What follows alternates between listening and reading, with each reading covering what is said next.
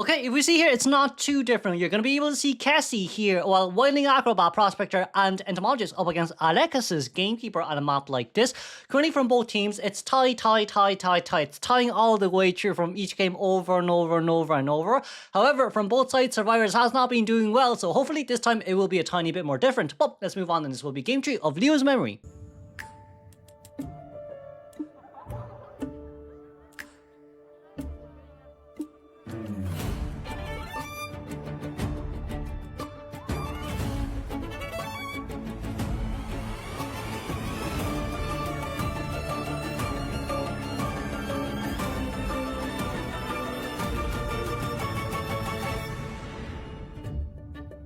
Okay, Alexis. Entomologist first chase here, not too bad of an option. You can also place a trap upstairs here too near the window, so that's one containment space here nullified in a sense as well. You're gonna be able to drop down the trap there so Ento can come back up here once again. You're gonna have to drop down here ASAP because for a gamekeeper, all what it takes is one hook and you're gone. One hook and you are gone. But even for Entomologist here as well, right? It does seem like we just want to pull as much distance here as possible.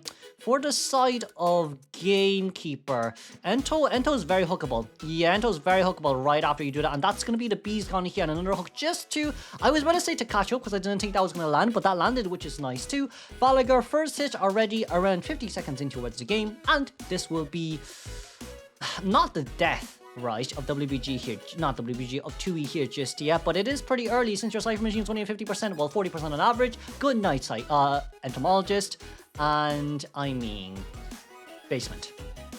Basement should be more than enough to guarantee us to tie. Alex should cherry basement here no matter what. It's also the fact that if Wildling really comes into rescue now, one hook forced rescue, that's it. That's it, because in a sense too, in one sense too, we need one good hook. One hook, that's fine, just hit him here, doesn't matter what you do, you just hit him. And if you want to, you can place a trap upstairs, I feel. Can you place a trap upstairs? No, never mind, just attack recovery, and that's gonna be a double hit. Oh, that's a triple double hit, wow. Double hit. Because, why am I saying that? Because Alex got one hit when dropped down on his second recovery hit after the second drop down. And now, we're at max presence.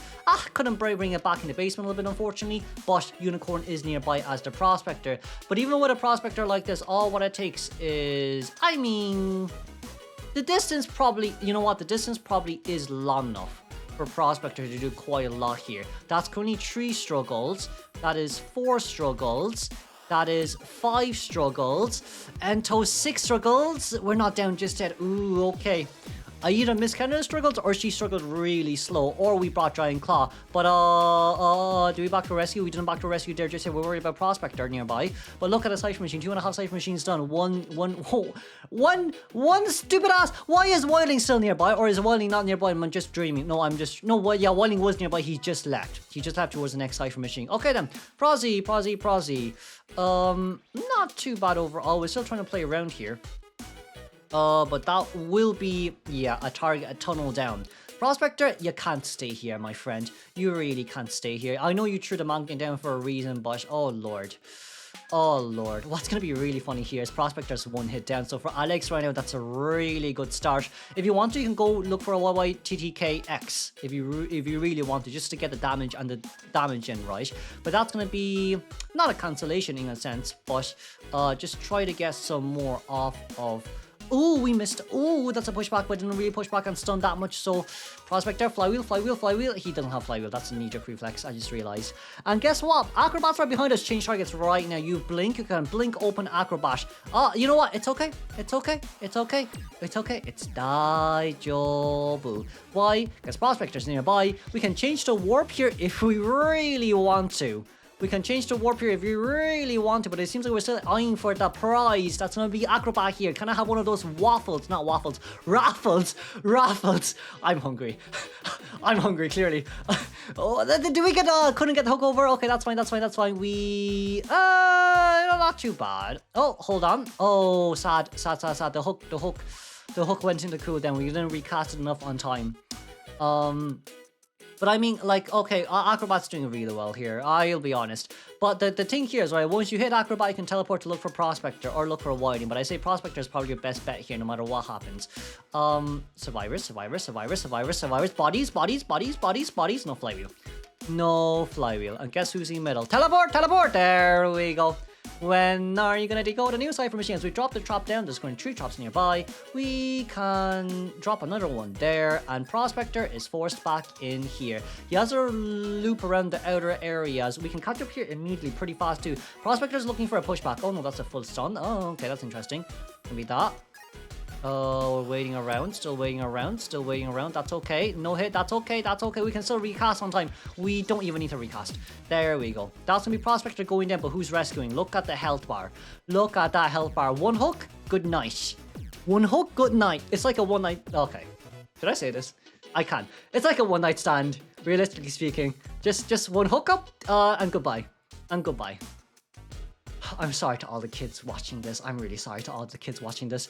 But I do think IVL, like CN qualifiers does hype me up quite a lot, especially after exams as well, where I'm like, I'm finally over. I have a presentation tomorrow, I'm doing this. I've been recording for 4 hours. Lol. Anyways, aside from that, we're gonna drop down, gate deploy a trap.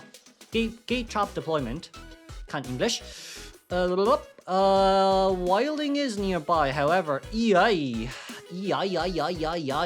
teleport is ready, 20 seconds left on the clock here. We could pop open a cipher machine here if we really want to YYTK, but if you do, long day. And I do think as well for Alex here, he knows where the dungeon is because it's literally right behind him, and he trusts enough in his teammates to get a tie. I do hope so. I don't trust him enough. Not after the last time. I mean, I guess gold mine is hard to kite, but we do still have teleport, let's not forget. But it seems like Acrobat's able to make it towards a backdoor rescue here. It is 100% possible as well. For YYTK here, we're getting very, very, very close towards the exit gate, or even towards wilding. But the footprints there will be shown, and this is Opera version 3.0, because I simply believe Opera version 2.0 is Hula Blue. But this is Opera version 3.0. Okay, that's fair. Opera version 3.0 couldn't really get that hook, but that's also no problem at all. What you can really do, trap number 1, trap number 2, like one on each like exchange bot, or even movement and pallet on windows, and that's gonna be good. Nice. Let's congratulate the 4-man elimination here for Alex. Oh, and then I was gonna have to return a 4-man again.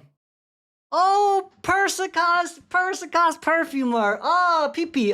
Brilliant. Sorry. 7 will come out from TuI side. No Ripper, Gamekeeper this time. Okay. We're gonna go Trumpet Essential alongside with Abnormal here on the Gamekeeper. From the Survivor side, we're gonna be able to see as Prisoner, Embalmer, Wiling, and Perfumer. Finally, Persicast Perfumer coming out here once again. Let's move on straight towards second half.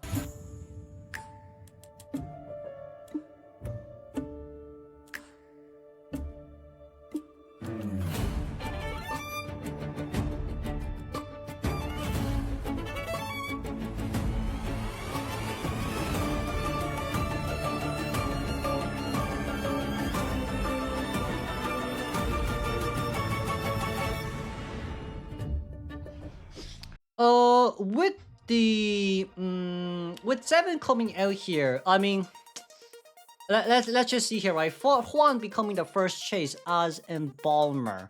Embalmer here, I'd say it's hard. I say it's really hard for 7, because like if the coffin, no, the coffin hasn't been dropped down just yet. Okay, that's interesting. It hasn't been dropped down just. No, it's been dropped down now. Okay, so what's probably gonna happen here is we are going to try rotate out of this area as soon as possible. But even for Juan here, you can't speed too much in a hurry. You need to be a little bit more patient here, slowly moving out of this area. But that's gonna be hook number 1. That's fine. Juan can now look to go towards Christmas tree, where there's 2 pallets there for himself left to use.